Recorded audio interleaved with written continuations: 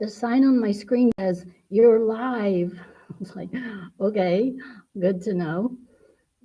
Susan, it's really good that you were able to join us this evening, and I see Sarah's here.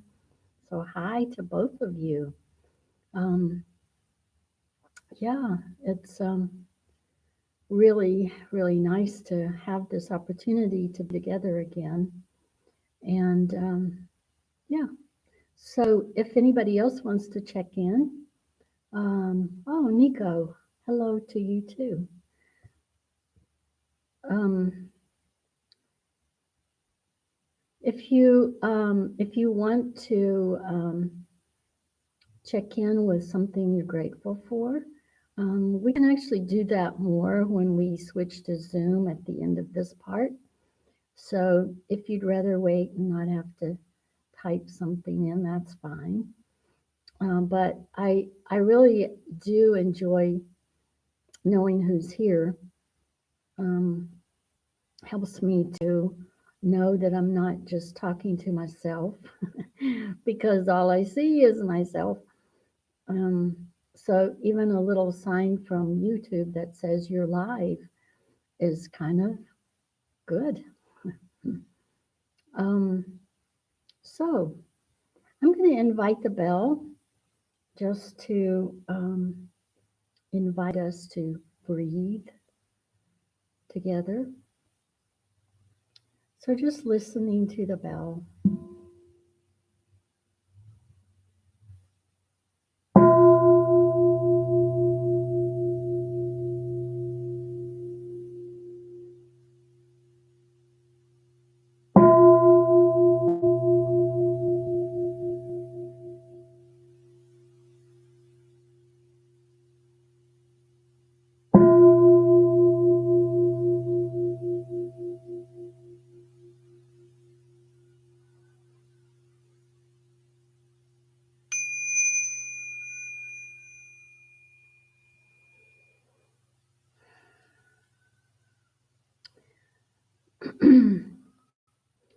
Is something about the bell that just helps us, or at least for me, just helps me calm and center. I really appreciate this big bell. I appreciate any bell, to truth be known. Jennifer, hello. It's good to see that you're here. And Patricia, and nice to have you here. Um, so I'm going to begin by reading what we call our contemplation before sitting. And actually, before I read that, I wanted to talk a little bit about the guided meditation that I want to share with you this evening. This is from Thich Nhat Hanh's book, The Blooming of the Lotus. You see it right there. And it's all about getting in touch with our senses and our sense organs. And, I think often we forget that it really makes a difference to be grateful for our eyes, our ears, for our body. That is one way to get present, is to pay attention to the body. So this particular meditation is pretty long, and for that reason, there won't be a lot of time in between each of the suggestions. Um, Maybe a minute, maybe a little less than a minute. But the prompts the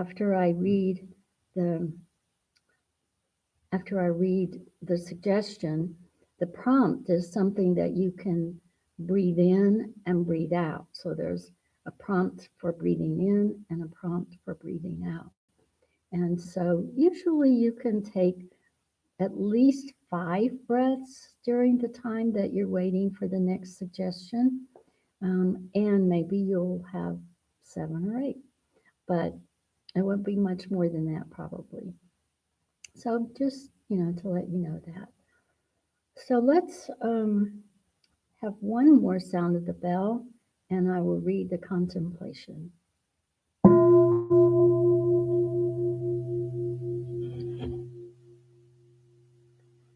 The Sangha is invited to go back to our breathing so that our collective energy of mindfulness brings us together as an organism, going as a river with no more separation.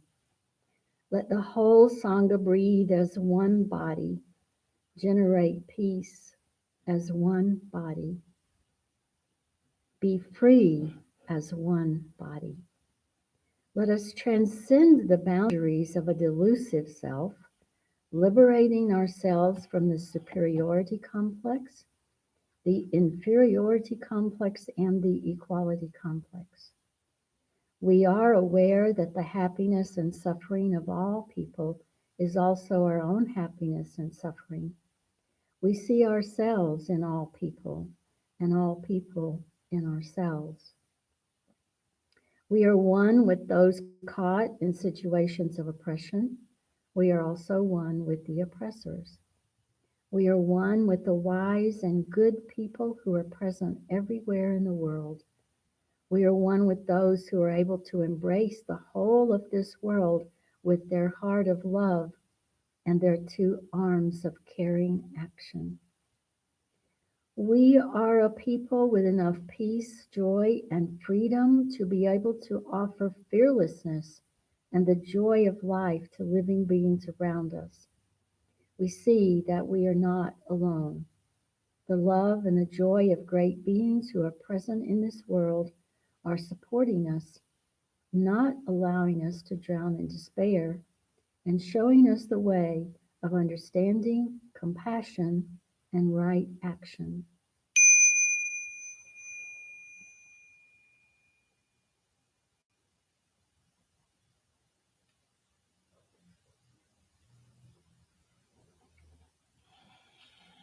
So as we prepare for our meditation, I invite you to um, choose however you want to sit or lie down, and just listen. And as I said, um, use the prompts after the suggestion to give you something to think as you breathe in and breathe out.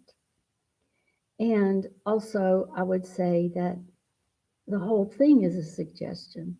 So if you'd rather just enjoy silence for the next few minutes, that's perfectly all right too.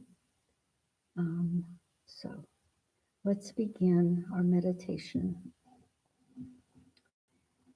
First, connecting with the breath, as always. Noticing where you feel the breath in your body.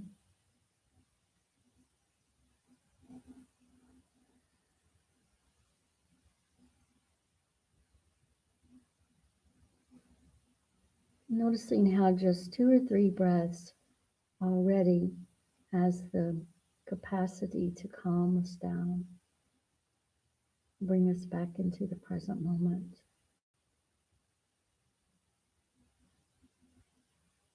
So in this state of awareness and mindfulness, I invite you to enjoy this meditation.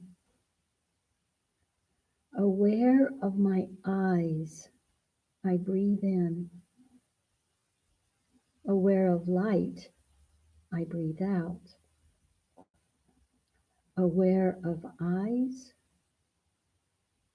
aware of light.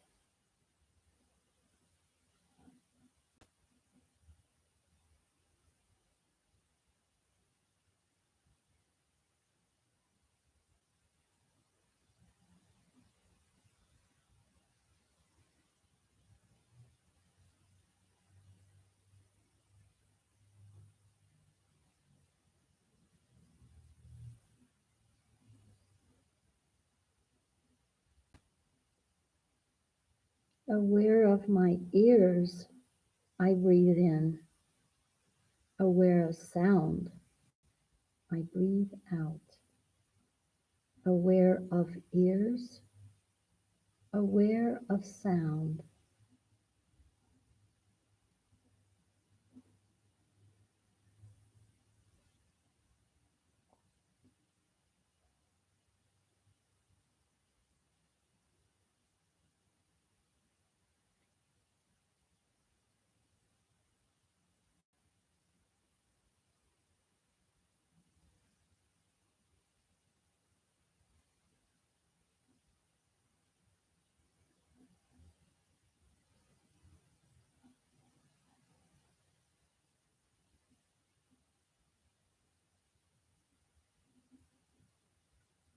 Aware of my ears, I breathe in.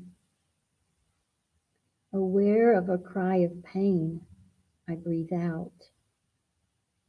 Aware of ears, aware of a cry of pain.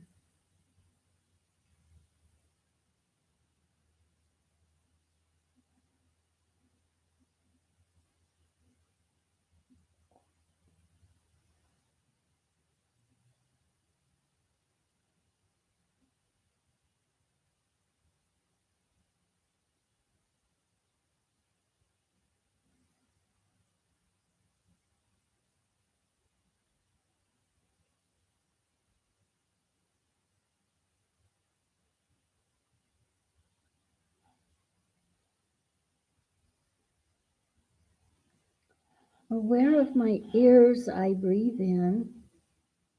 Aware of singing, I breathe out. Aware of ears, aware of singing. Ears, singing.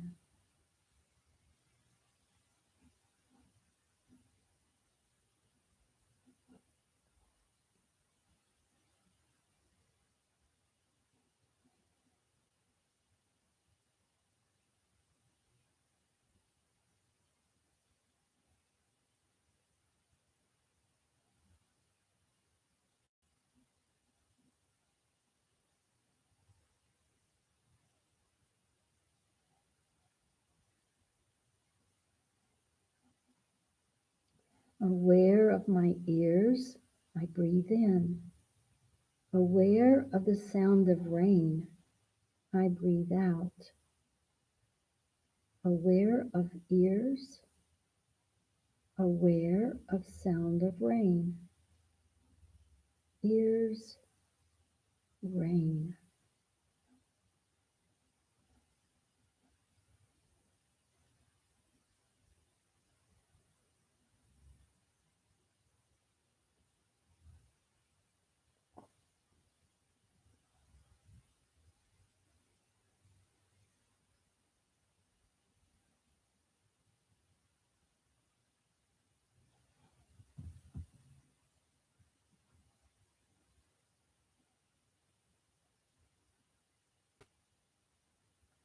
Aware of my ears, I breathe in.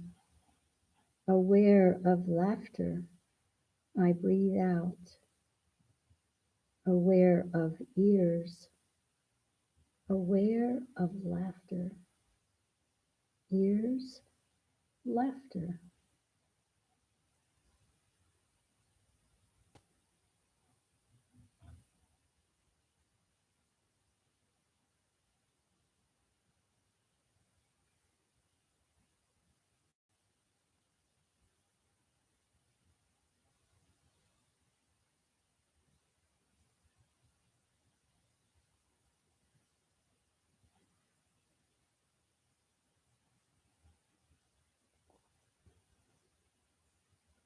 Aware of my ears, I breathe in. Aware of silence, I breathe out.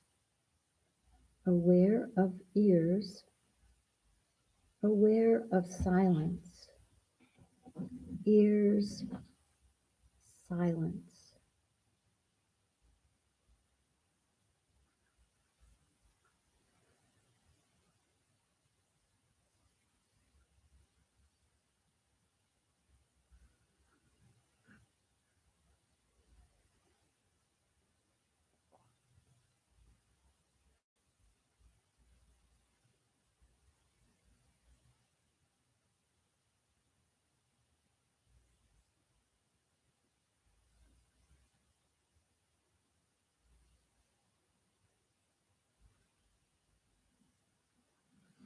Aware of my skin, I breathe in. Aware of the sense of touch, I breathe out. Aware of skin, aware of touch. Skin, touch.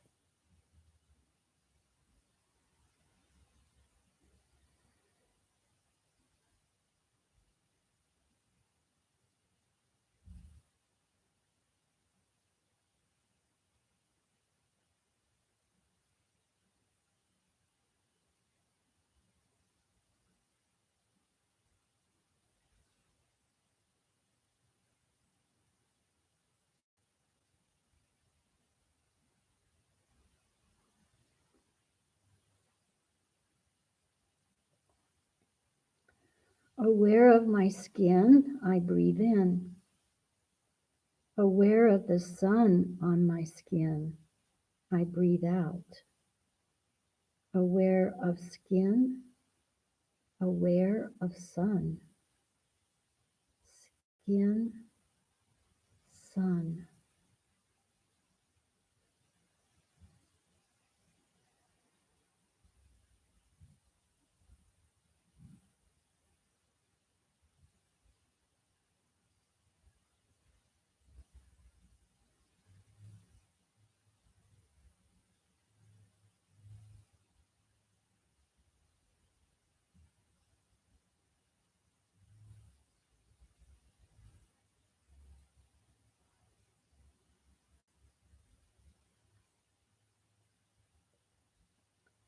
Aware of my skin, I breathe of skin.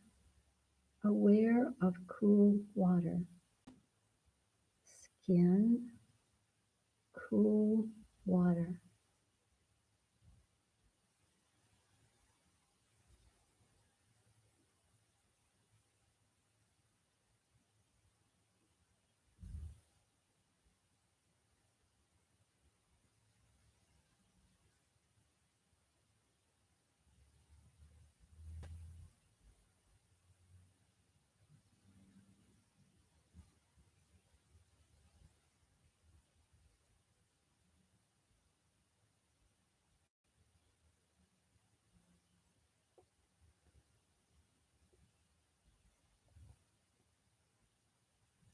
Aware of my skin, I breathe in. Aware of touching the bark of a tree, I breathe out. Aware of skin, touching bark. Skin, bark.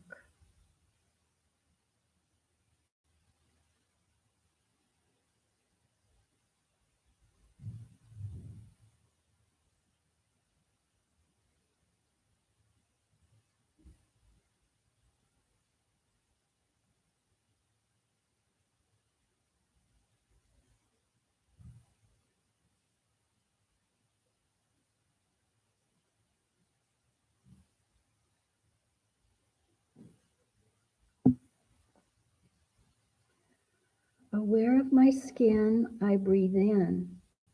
Aware of touching a flower petal, I breathe out. Aware of skin, aware of flower petal. Skin, flower petal.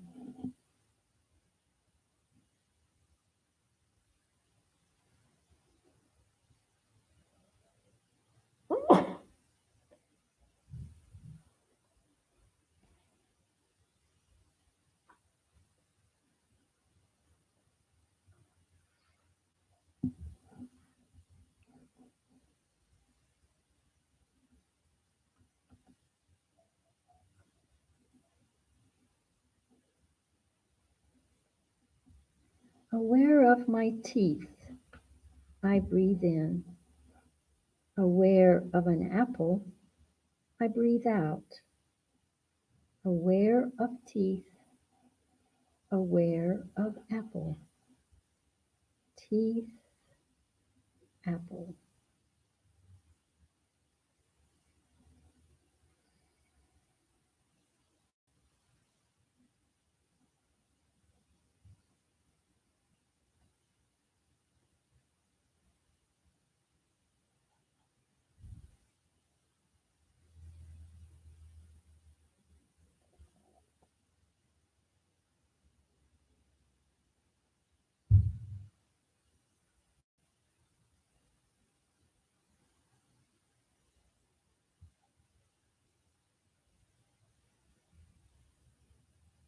Aware of my teeth, I breathe in. Aware of lemon juice, I breathe out. Aware of teeth, aware of lemon juice. Teeth, lemon juice.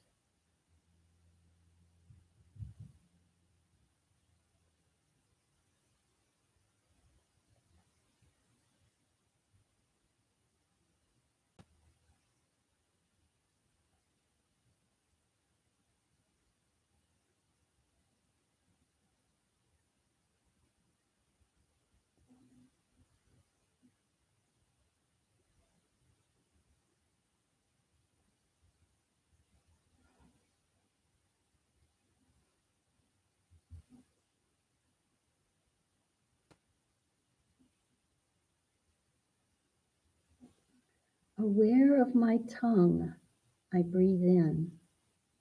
Aware of the taste of orange juice, I breathe out. Aware of tongue, tasting orange juice. Tongue, orange juice.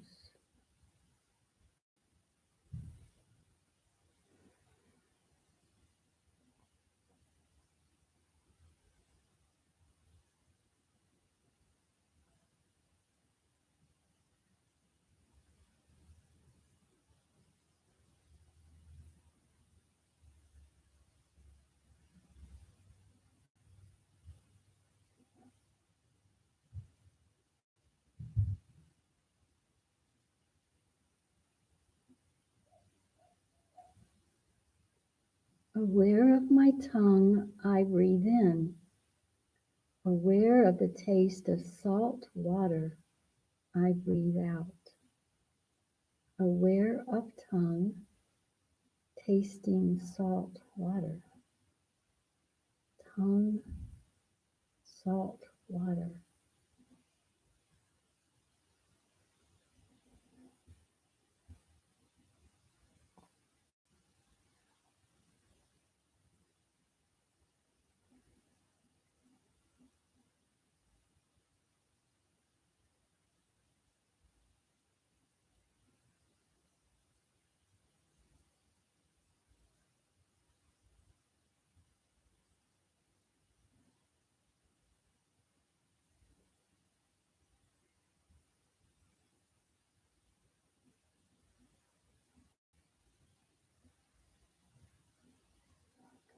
Aware of my lungs, I breathe in.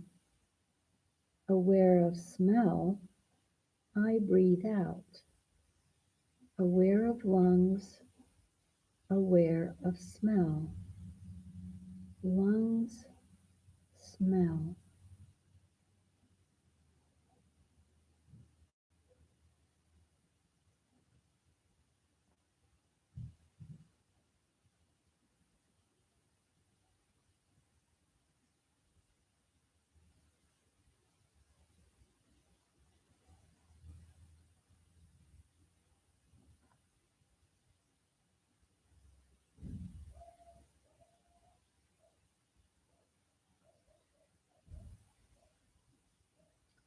Aware of my lungs, I breathe in. Aware of the scent of fresh grass, I breathe out. Aware of lungs, smelling fresh grass. Lungs, fresh grass.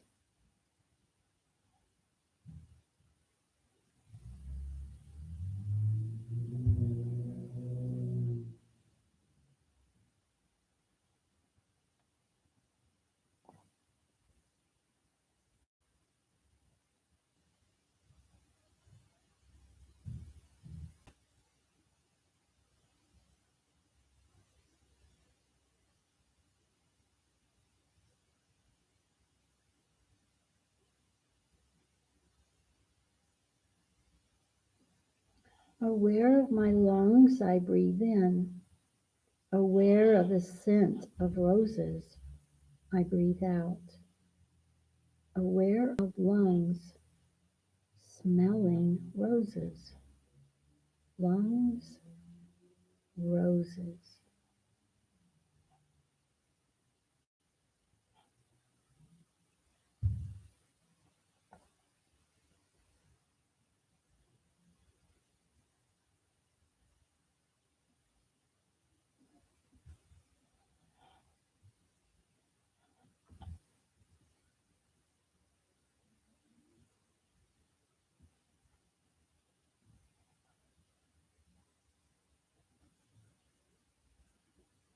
Aware of my lungs, I breathe in. Aware of the smell of the sea, I breathe out. Aware of lungs, smelling the sea. Lungs, sea.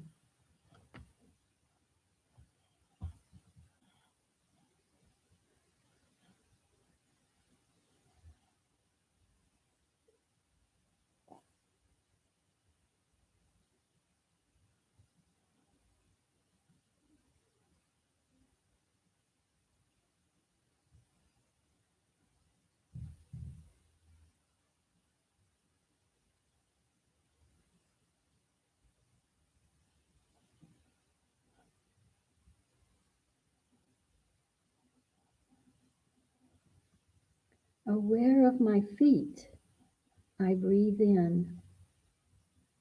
Aware of shoes, I breathe out. Aware of feet, aware of shoes. Feet, shoes.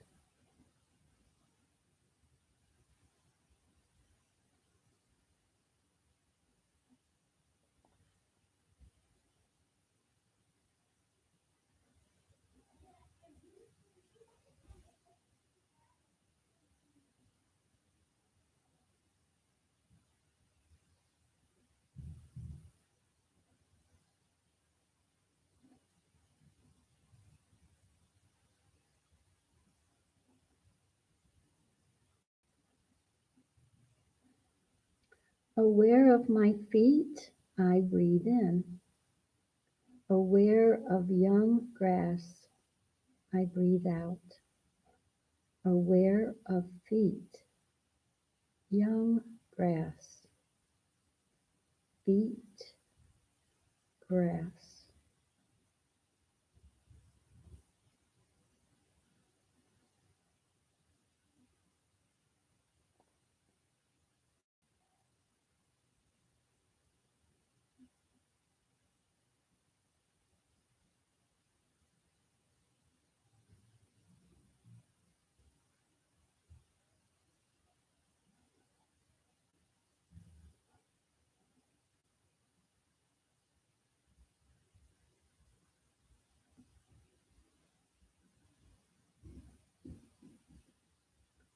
Aware of my feet, I breathe in. Aware of sand on the beach, I breathe out.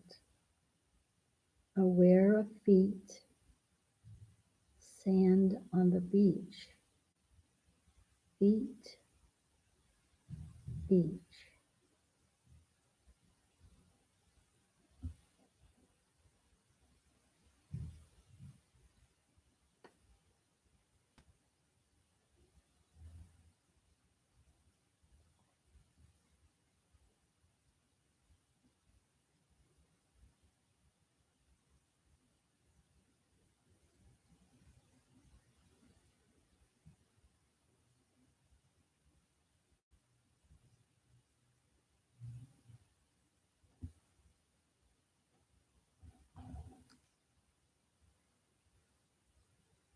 Aware of all my senses, I breathe in. Smiling to all my senses, I breathe out. All my senses smiling.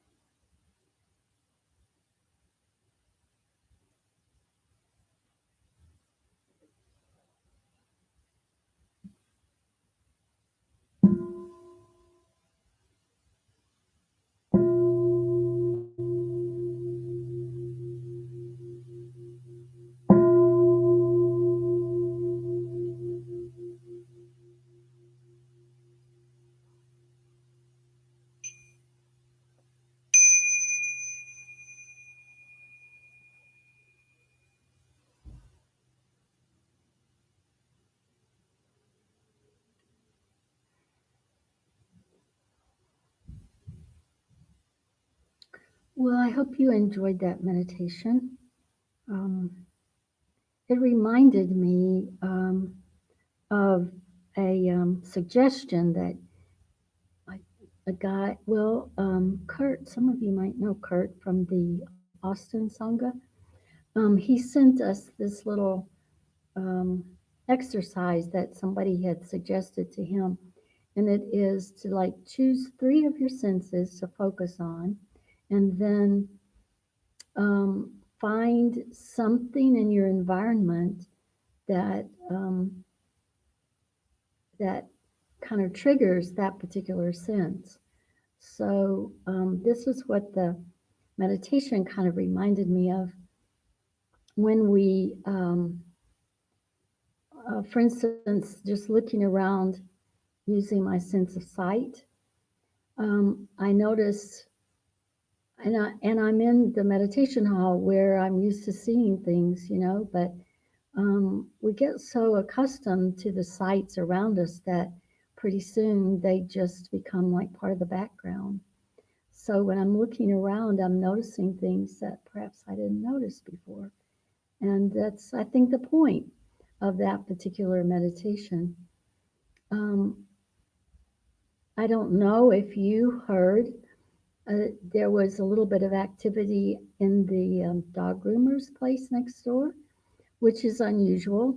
Usually there's nobody around at all. But it's kind of reassuring to hear people's voices, and hear activity next door. So there was that. And anyway, I hope you enjoyed that meditation and were able to sort of connect with your senses in a way that perhaps you hadn't done in a while.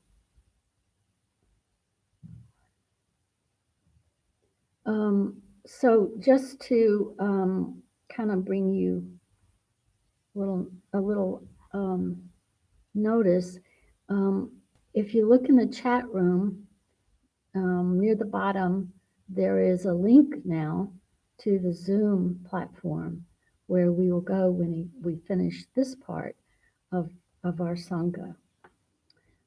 Tonight, I want to read again from No Mud, No Lotus. And this is a short section called Borrowing Mindfulness. I thought about this because of the way that we are isolated from one another physically, but in reality, we're never isolated. We're never separate from one another, and that's kind of what this little part of this chapter is about: borrowing mindfulness. Here's what he says.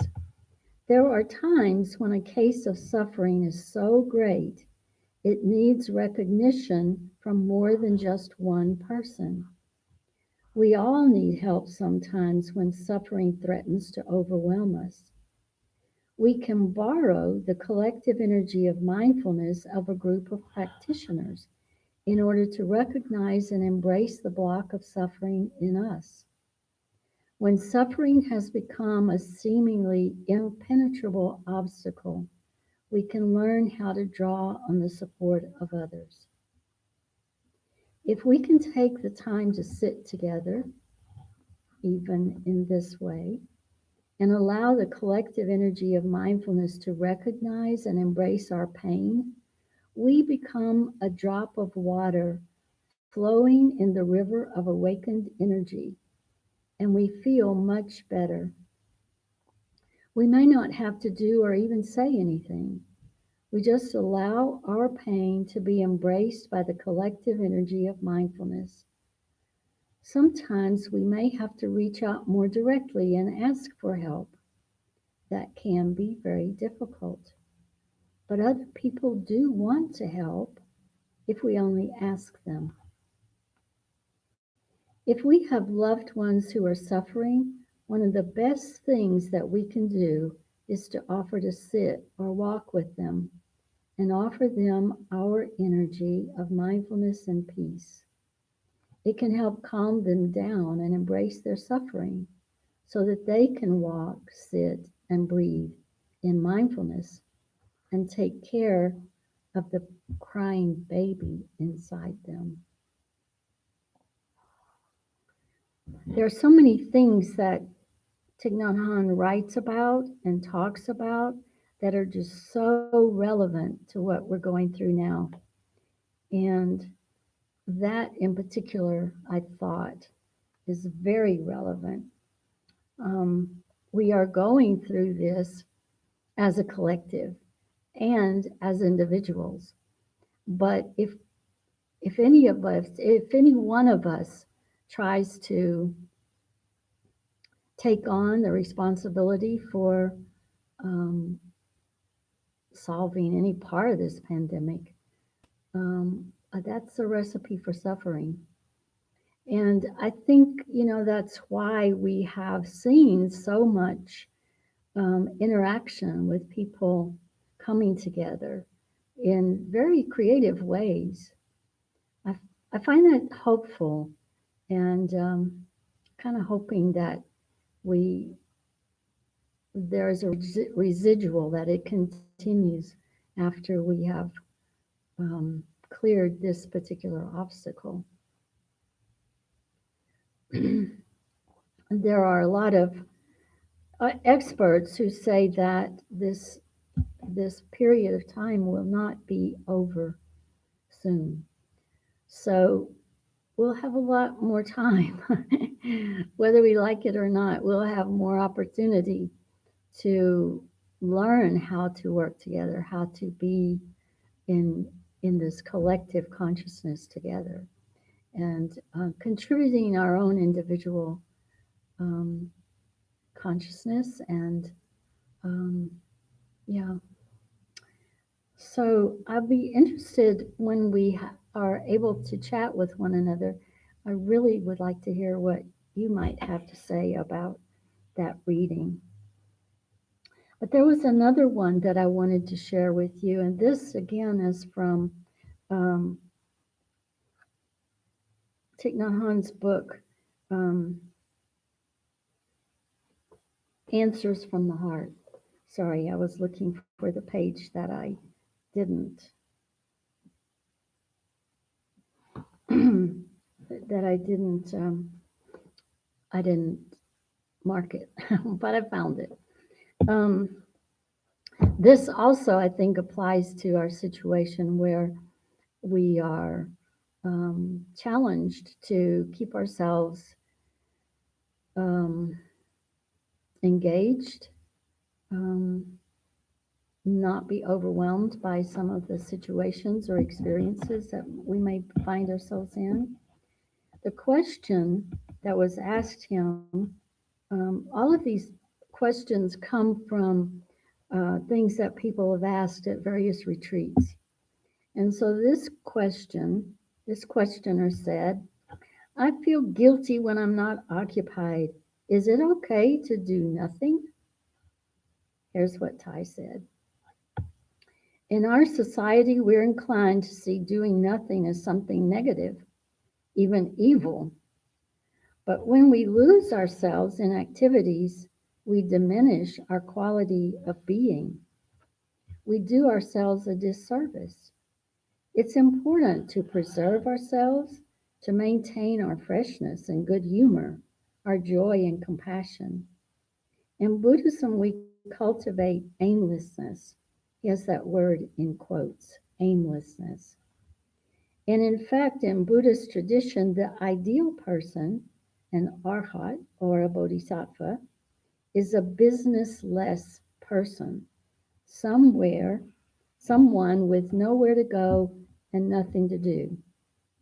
People should learn how to just be there, doing nothing.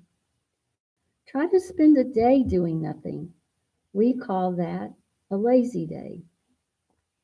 Although for many of us who are used to running around from this to that, a lazy day is actually very hard work. It's not so easy to just be. If you can be happy, relaxed, and smiling when you're not doing something, you're quite strong. Doing nothing brings about the quality of being, which is very important. So doing nothing is actually something. Please write that down and display it in your home. Doing nothing is something. um, he's quite right about the difficulty of doing a lazy day, or at least I find it that way. One of the things that is suggested for Order of Interbeing members and would be good for everybody is to have 60 lazy days in a year. So that's more than once a week. And in a lazy day means, at least the way I interpret it, means that you you proceed through the day however it unfolds. And so there's not a goal, there's not a plan, there's not a to-do list. Maybe you'll prepare for your lazy day by setting out some books you'd like to read or finding a podcast you'd like to listen to. But, it's all just, as I said, whatever unfolds. And so that you can concentrate on just being with whatever is, just as it is. And so he's quite right. That is hard work for a lot of us. And at the same time, so essential, so nourishing. So, maybe you want to try, since you have more time now, potentially, maybe you want to try to have a lazy day or even a lazy half of a day.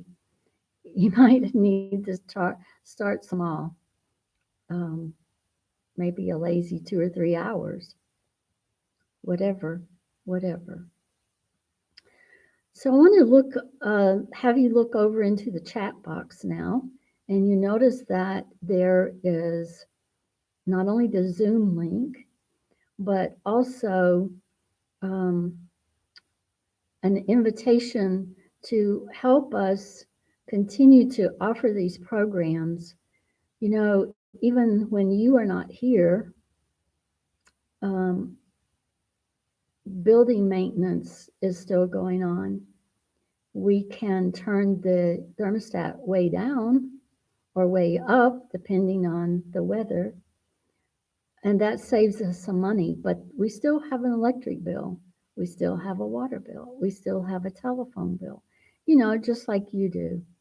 But we don't have an income except what is donated. And so your donations, your contributions in that way are really vital now so that the meditation center maintains its viability. So you see on the side there a couple of ways that you can donate. Going to the Meditation Center website, dallasmeditationcenter.com, and also it's easy to text mindful to 44321 and give us your donation in that way. And thank you so much. Every dollar is important. And we also understand if you're not in a position to be able to do that right now. So the gift of your presence is also very much appreciated. So I'm looking forward to talking with you, and we'll do that in just a few minutes. So we always close. Let me get my program. We close with a chant and then a little gata that's about sharing the merit. And if you want to chant with me, that would be great. So I'm going to invite the bell, and then we will do the closing chant and sharing the merit. After that, I will sign off here and join you on Zoom.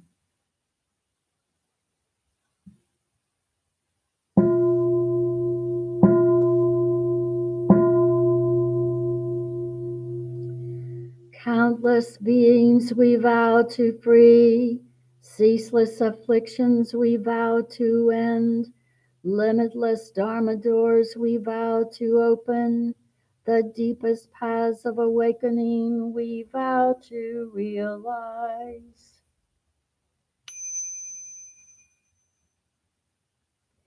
Pursuing the way of awareness and mindfulness gives rise to benefits without limit.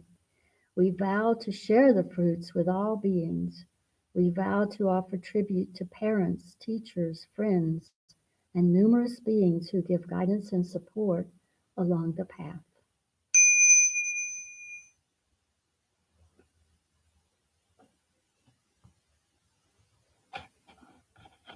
Thank you for joining me here, and I hope that you will join me in Zoom. And so until the next time, please be safe, be well, and know that you are loved.